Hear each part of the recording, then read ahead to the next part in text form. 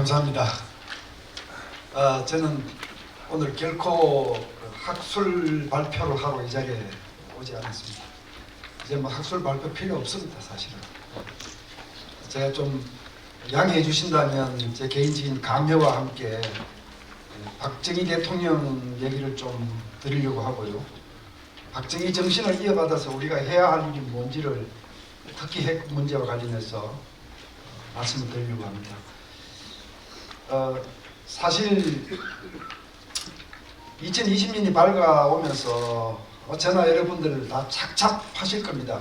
금년에 무슨 일이 있는지 우리 다 알고 있고, 국민이 깨어나지 않으면 대한민국이 결단날 수도 있는 운명의 한 해가 밝았다, 이렇게 생각을 하는데, 그런데 북한 핵 문제에서 아무런 진전도 없기, 북핵의 인질로 전락해 있는 이 국민, 불쌍한 국민에 대해서는 아무런 관심도 쓰지 않고 오로지 북한에 대해서 해바라기처럼 아부하고 있는 이 정부를, 이 정권을 바라보면서 정말 한심하기 짝이 없다, 한심하기 짝이 없다 라는 생각, 이 울분 참 참기 어렵습니다.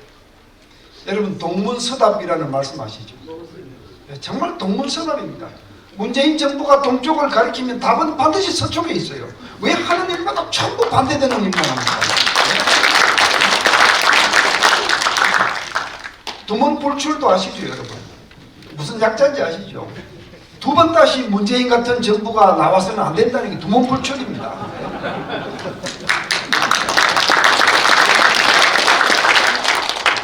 그래서 제가 박정희 대통령 말씀을 드리기 위해서 제 말씀을 좀 외람되게 드리고 싶은데, 저는 사실 어린 시절 박정희를 무척 정오하면서 젊은 시절을 보냈습니다.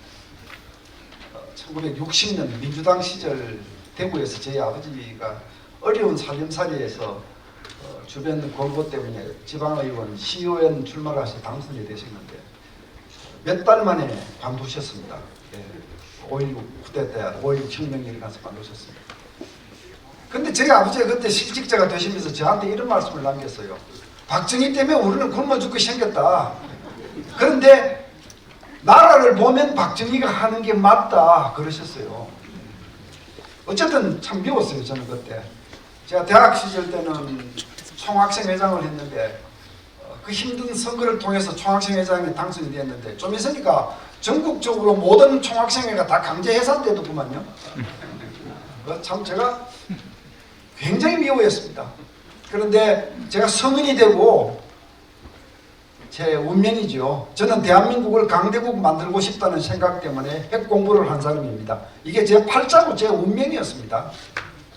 제가 박사학위를 마치고 다시 귀국을 해서 한국국방연구원이라는 데서 핵 연구를 시작을 했는데, 그때부터 많은 출장을 다니고 핵 관련되는 기관들을 다니고 국방 방위산업 현장들을 많이 찾았는데 가는 곳곳마다 박정희가 뿌려놓은 북극 강병의 씨앗들이 눈에 보여요.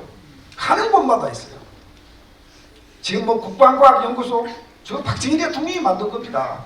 지금 우리가 지금 이만큼 방위산업 할 수 있는 거, 이거 그때 박정희 대통령이 씨앗 다 뿌린 겁니다. 대전에 가보세요. 수두룩합니다. 박정희 대통령이 뿌려놓은 씨앗들. 아마 현역으로 군대 생활을 하신 여러분, 많은 어르신들 분들보다 아마 제가 더 많이 다녔을 겁니다. 그 박정희의 뿌리를 찾고 보고 하면서, 아, 이 사람이 독재자였지만 애국자였구나 라는 사실을 저는 발견했고, 나중에 공부를 하면 할수록 박정희를 독재자라고 비판했던 이후에 민간인, 민주화를 얘기했던 민간인 대통령들이 도대체 무엇을 남겼느냐, 저는 반문하고 있습니다. 제가 그때 학위를 마치고 와서 바로 아까 조갑재 대표님 말씀하셨습니다마는 대한민국이 핵 무장을 하지 않으면 강대국이 될 수 없다라는 생각을 가졌고요. 그런데 핵 무장, 당장 핵 무장 하자는 얘기 자체는 제가 보류했습니다. 왜? 공부를 하면서 핵세계의 현장을 제가 똑똑히 다 배웠죠. 약소국이 함부로 핵무장을 시도하다가는 얻어맞는다는 것을 다 배웠기 때문에 제가 살짝 낮추어서 즉시 핵무장을 할 수 있는 능력이라도 갖추자라고 사실 조금 비틀었습니다.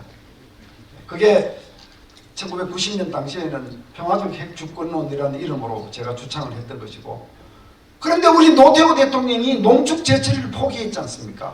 제가 농축제철을 포기하면 그 잠재력이 없어지는 건데 그건 말이 안 되는 거다 라고 굉장히 반대를 많이 했는데, 국책연구원의 새카만 연구원이 대통령 정책을 반대한다고 수없는 꾸중과 경고와 징계를 받고, 저는 국방연구원에서 강제 사직을 당했던 사람입니다. 참 제가 이 핵 문제로 인해서 제 인생이 참 이렇게 이 길을 걷게 되었는데, 그때 그 제 연구실에는 육사 30기 신성택 박사, 핵공학 박사가 저하고 동지였습니다. 저는 육사를 나오지 않았지만 신성택 박사는 제 형제고, 저는 신성택 박사의 2년 선배였습니다. 그런데 저를 형님이라고 불렀고요. 정말 우리는 형제애를 맺고 어떻게 하면 대한민국 자존심을 살리고 부국강병으로 가느냐, 어떻게 하면 박정희를 이어받느냐, 그 연구에 우리는 몰두했습니다. 그런데 농축제철이 포기하지 말라고 한다고 해서 저를 징계하고 정직 매기고 경고하고, 결국은 1994년에 제가 직장문을 나섰는데, 그때 제 연구실에는 이런 모토를 벽에 붙였습니다. 라면을 먹어도 태극기는 벌려야 한다, 이렇게 붙여놓고 연구했습니다. 라면을 먹고 살아도 태극기는 벌려야 한다, 이게 우리 연구실의 모토였습니다. 그래서 제가 사직을 당하고 국방연구원을 떠나 나와서 책을 썼는데 정말 괴롭더라고요. 정말 괴로웠어요. 그 책에 이런 내용이 있습니다.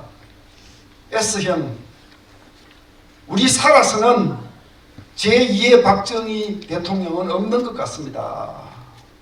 우리 살아서는 부국강병 못할 것 같습니다. 이 정치인들 꼬락서니 보니까 우리 살아서는 안 되는 것 같습니다. S형, 우리 죽어서라도 박 대통령 만납시다. 죽어서 저승바다에 항공모함 띄웁시다. 저승바다에 태극마크 빛나는 핵미사일 날립시다. 저는 책에서 그렇게 썼습니다. 그 책 제목이 저승바다에 항공모함 띄웁시다 라는 책이었습니다. 제가 쓴 수필집이었습니다. 사실 저는 이런 역사를 가진 사람입니다. 오늘날 문재인 정부가 하는 이 꼴을 보고 눈에 불이 퍽퍽 날 수밖에 없는 사람입니다. 저 같은 사람은. 그래서 제가 박정희 대통령을 다시 한번 회상합니다. 저는 핵 공부를 하면서 박정희처럼 자기 조국을 위해서, 조국의 안위와 영광과 부국을 위해서 뭔가 마음을 다 던진 지도자들을 공부하게 됐어요. 거기에는 이스라엘의 초대 수상 들어보셨습니다. 벤구리온, 프랑스의 드골 대통령, 인도의 네루 수상, 이런 사람들을 제가 공부를 하게 됐는데, 벤구리온 수상 1948년 이스라엘이 독립했죠. 넓이라고는 경상남북도 많은 조그마한 땅덩어리에 인구 60만밖에 되지 않는 그 이스라엘이 1948년 독립하자마자 그 다음날 침략을 받았습니다. 제1차 중동전쟁 아닙니까? 독립투사였고 애국자였던 벤구리온이 급히 군대를 만들어서 그 전쟁을 이겼습니다. 기적입니다. 하나님이 내린 기적입니다. 60만 인구를 가지고 주변 아랍국들을 이겼어요. 이 벤구리온 수상은 전쟁이 끝나자마자 니게브 사막을 뒤졌습니다. 니게브 사막 안에 있는 인광석을 찾아라. 인광석 안에 우라늄이 들어있다. 그 우라늄을 가지고 이스라엘이 핵을 가지지 않으면 우리는 살아남을 수 없다. 그분이 총리 재직하면서 사막 한가운데 디모나 연구소라는 거대한 핵 연구단지를 만들고 모든 기반을 다 닦았습니다. 오늘날 이스라엘이 세계 핵 강대국 중에 하나입니다. 이 기반을 닦은 벤구리온 정말 애국자입니다. 정말 애국자입니다. 이분은 현직에서 물러나셔서 국가에서 제공하는 모든 예우를 다 거부하고 기부처 정착촌에 들어가서 사셨고, 거기에서 1973년 87세의 날로 생을 마쳤는데, 그분이 돌아가시고 남긴 유산은 4평짜리 침실과 침대 하나, 책장 하나, 노주전자 하나, 찻잔 한 벌, 그게 모두였습니다. 그리고 국립묘지 가지 않았습니다. 나는 저 모세의 광야가 보이는 이브갓 계곡에 나를 묻어달라 해서 그 사막 한가운데 계곡에 묻혀 있습니다. 지금 저는 벤구리온을 공부하면서 우리도 박정희가 있었다는 생각에 사실 가슴이 벅찼습니다. 드골 장군, 1944년 8월 25일 나치로부터 파리가 해방됐을 때 드골은 남몰래 울었습니다. 왜? 프랑스군에 의해서 해방된 것이 아니고 미군 연합군에 의해서 해방되었다. 프랑스의 자존심이 꺾였다 해서 울었던 사람입니다. 그 후에 프랑스는 미국으로부터 핵기술을 차단당했죠. 전쟁이 끝나면서 미국이 핵기술을 다른 나라한테 주지 않았습니다. 프랑스는 우리 손으로 만들겠다. 위대한 프랑스를 세우겠다. 그렇게 해서 1960년 첫 핵실험을 하고 알제리 사막에서 핵폭발에 성공했다는 소식을 듣고 프랑스는 드골 장군은 그 자리에서 만세 위대한 프랑스 만세라고 외쳤습니다. 굉장한 애국자였습니다. 그분도 대통령직을 마치고 은퇴하고 나서 국가가 제공하는 모든 예우를 거절하고 자기가 청년 장교 시절을 보냈던 콜롬베라고 하는 조그마한 시골 마을에 들어가서 거기서 생을 마쳤습니다. 국가가 제공하는 국립묘지 거절하고 바로 그 콜롬베에 묻혔습니다. 제가 참 이 드골, 벵구리온 얘기를 하려면 이 밤이 다 새어야 합니다. 사실은 네로 수상, 인도도 마찬가지입니다. 1947년에 독립하자마자 파키스탄, 인도 다 나뉘었고요. 무척 혼란스럽고 무척 가난했습니다. 그런데 이 네로 수상은요, 인도야말로 지금은 가난하지만 세계 강대국이 될 수 있는 모든 요건을 갖춘 나라다. 그래서 인도를 스스로 슈퍼 베이비라고 불렀습니다. 자기 조국을 슈퍼 베이비라고 불렀습니다. 비록 지금은 베이비이지만 나중에는 자이언트가 된다는 얘기입니다. 1954년 네로 수상이 인도 의회에서 했던 연설이 저는 지금도 귓가에 생생합니다. 저는 박사 공부를 하면서 인용했습니다. 그 내용을. 인도 국민들이여 눈을 들어 세계를 보라. 미국, 소련, 중국 다음 가는 네 번째 강대국이 될 나라가 누구인지를 보라 이랬어요. 자기 나라 국민들한테. 그리고 그 인도 네로 수상은 절대로 중국하고 맞서지 않았어요. 그러면서도 중국보다 먼저 핵기술을 터득했고 우주 개발은 중국에 앞섰고 모든 핵무기 기술을 중국보다 앞서갔지만 결코 핵 무장을 서두르지는 않았습니다. 가난을 극복하고 보자. 1964년 중국이 핵실험을 했을 때 인도 전역에서 우리는 못하느냐고 난리가 났죠. 그런데 인도 지도자들은 네루의 명을 받아서 나서지 않았습니다. 기다렸다가 1998년 핵실험을 하고 단숨에 세계 네 번째 핵보유국이 되었죠. 오늘날 인도를 함부로 얕볼 나라는 아무도 없습니다. 그 밑바닥을 깔았던 씨앗을 뿌렸던 인도 핵의 아버지가 네루고 프랑스 핵의 아버지가 드골이고 이스라엘 핵의 아버지가 벵구리온입니다. 대한민국의 핵의 아버지가 바로 박정희 아니었습니까? 1970년대 닉슨이 등장해서 아시아는 아시아 너희들이 알아서 방문을 하라. 7사단을 뺐습니다. 1971년에 박 대통령이 큰일 났구나, 우리가 살아야 되겠구나 하고 핵무장을 결심하고 추진을 했고 다 아시는 스토리입니다. 그러나 1974년에 프랑스와 제철이 계약을 맺고 건설을 시작하니까 미국에서 강력히 압력을 넣어서 결국 1975년에 각서를 썼습니다. 핵 개발하지 않겠다고. 근데 그냥 물러서지 않았습니다.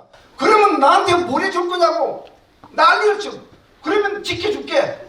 지금부터 모든 철수, 미군 철수 계획은 다 백지화 시킬게. 그리고 총 만드는 기술, 무기 만드는 기술 다 넘겨주고.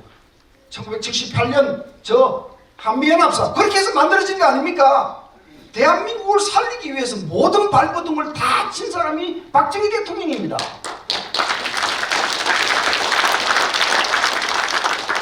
핵 개발을 포기하고 났지만 결코 대한민국이 핵무기를 언젠가는 가져야 된다는 박정희 대통령 생각은 바뀐 적이 없습니다. 1975년 이후에도 꾸준하게 잠재력을 추진했고 그 중에 한 가지 얘기만 하자면 월성 1호 저 원전 여러분 결코 잊지 말아 주십시오. 대한민국이 가지고 있는 24개의 원자로 대부분이 다 경수로입니다.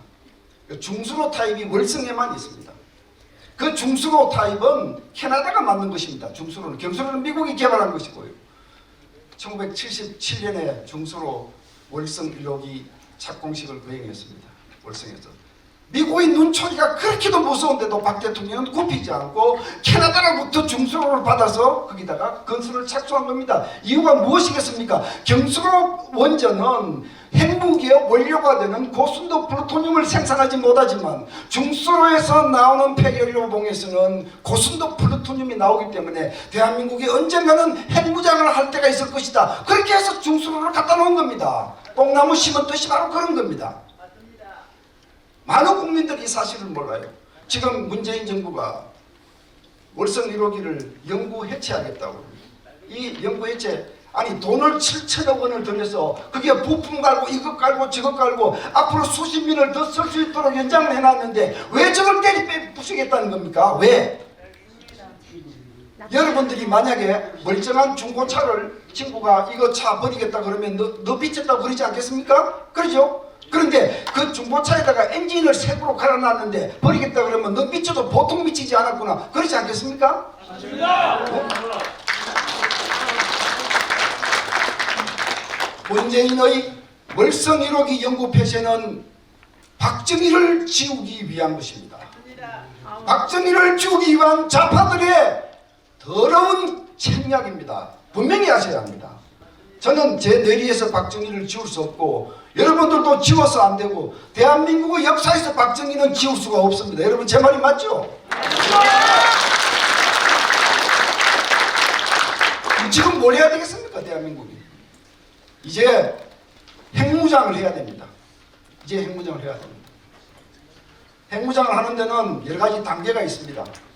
함부로 해서는 안 되고 또 미국이 반대하는 핵무장을 하면 동맹을 잃게 되면 얻는 것보다 잃는 것이 많을 수 있습니다. 요령껏 해야 됩니다. 그래서 저는 5단계로 대한민국이 핵 대책을 세워야 한다고 생각합니다. 5단계로. 첫 번째 단계는 핵무기를 가지지 않은 상태에서도 우리 재래 전력으로도 북한의 핵을 억제하는 수단을 만들어보자. 그게 지금 지난 정부가 해왔던 3축 체제 아닙니까? 킬체인 미사일 방어 KNPR. 문재인 정부 돌아서 그냥 말도 안 해요. 지금은요. 허지부지 말도 안 해요. 재래무기로도 한국형 3축 체제를 계속 발전시켜서 한미동맹이 약화되거나 미국의 핵우산이 약화되더라도 우리도 그래도 대한민국 건드리면 너도 큰일 날 수 있어라는 메시지를 주고 있어야 되는 거예요. 그게 기본입니다. 기본입니다. 이게 첫 단계입니다. 두 번째 단계는 비록 지금까지 우리 정부들이 그렇게 하지 않았지만 지금부터라도 농축 제철이 그리고 수소탄을 만들 수 있는 중수소, 삼중수소까지 모든 기반을 다 갖추는 작업을 늦지만 이제라도 시작해야 됩니다. 당장 내일 당장 핵무장을 선언하지 않더라도 대한민국이 꼭 핵무장을 하지 않으면 갈 곳이 없다라고 생각되면 핵무장을 해야 되지 않겠습니까? 준비를 해야 되지 않겠습니까? 예, 그게 두 번째 단계 하고 있어야 되는 것들입니다. 세 번째 단계에서는 미국의 핵우산을 더 강화할 필요가 있습니다. 지금 한미동맹이 흔들흔들 하는데요. 이게 핵우산을 강화하기 위해서는 동맹조약을 강화할 수도 있고요. 또 미국이 가지고 있는 핵추진 잠수함 SSBN들을 통해 상시 배치할 수도 있고 여러 가지 방법이 있을 수 있습니다. 우리가 한미 간 협의를 잘하고 한국의 정상적인 정부가 들어있다면 충분히 상의할 수 있습니다. 네 번째 단계에 가서는 전술핵 재반입, 이게 네 번째 카드가 될 수 있습니다. 전술핵이 들어오게 되면 이제부터 본격적인 핵균형 시대를 열 수 있습니다. 우리가 핵균형을 지향해야 한다는 그 이유가 너무나 분명합니다.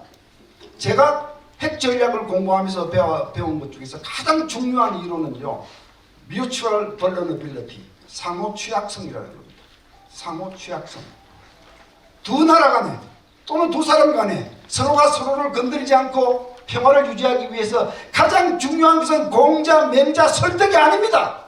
가장 중요한 것은 네가 나를 때릴 수 있으면 나도 너를 때릴 수 있다는, 내가 너한테 취약하지만 너도 나한테 취약하다는 상호 취약성을 확보하는 것이 바로 그것이 가장 지름길이고 명답이라는 거. 이건 안보의 세계에서는 진리인 겁니다. 이게 핵균형입니다. 이게 핵균형입니다. 우리 핵무기로 남북한 간의 핵균형을 가지지 못한다면 미국 핵무기를 갖다 놓고 핵균형을 추진하자는 겁니다. 마지막 단계는 당연히 대한민국의 독자 핵무장입니다. 아까 제가 말씀드렸죠. 미국이 찬성하지 않는 핵무장 어렵다. 현실적으로 문제가 있습니다. 그러나 미국이 언제까지나 대한민국의 핵무장을 반대하지 않을 겁니다. 한번 세상을 보십시오. 지금 신냉전이 깊어가고 있고 유럽과 아시아에서는 중국과 미국이, 유럽에서는 미국과 러시아, 또 러시아와 나토가 신냉전을 벌이고 있고 지금 중국은 미국의 패권에 도전하고 있습니다. 모든 분야에서 중국은 모든 분야에서 미국에게 지금 도전하고 있습니다. 그뿐입니까? 우리 주변국을 향해서는 무리하기 짝이 없는, 오만 방지하기 짝이 없는 압박을 가하고 이런 중국이 우리한테 미래의 위협으로 다가오는 것 여러분 눈에 보이지 않습니까? 그런데 중국이 주도하고 있는 구사회주의 블록, 러시아, 북한 모두가 다 핵보유국입니다. 모두가 다 핵보유국입니다. 미국이 언제까지나 일본, 한국 너희들은 핵무장하지 마. 내가 핵우산으로 보호할 테니 너희들은 핵무장하지 마. 이렇게 해온 지금까지 정책을 언제까지 유지할 수 있다고 생각하십니까? 한계가 바로 눈에 보입니다. 만약 미국이 그 정책을 계속한다면 아시아 전체의 균형은 중국 쪽으로 기울 수밖에 없다는 거 이제 미국의 전략가들도 잘 알고 있고, 그렇기 때문에 작년에 미 국방대학교에서 발표가 나왔잖아요. 한국과 일본에 핵무장해야 된다. 미국 정부에서도 이런 얘기가 나오고 있습니다. 언젠가는 민주주의 국가가 아닌 독재 국가들, 북한, 중국, 러시아, 이 나라들이 이 아시아의 전략적 균형을 자기들 중심으로 가져가는 것을 막기 위해서라도 이 아시아의 민주주의 국가들, 미국과 미국의 동맹 국가들이 핵을 보유해서 함께 핵동맹으로 이 자유민주주의를 지켜야 할 날이 언젠가는 다가올 수밖에 없습니다, 여러분. 그것이 바로 핵보유 자유동맹입니다. 여기에 대비해야 합니다. 북한 위협에도 대비해야 돼요. 아까 우리 신현식 장군님 참 말씀하시지 않았습니까? 저만큼 북한이 이만큼 와 있습니다. 우리 지금 인질입니다. 그러니까 북한의 위협에 대해서도 대처해야 되고 다가오는 위협에 대해서도 대처해야 되고 필요하다면 핵보유 자유동맹에 동참해야 됩니다. 그래서 대한민국은 핵무장 준비를 해야 하는 것입니다.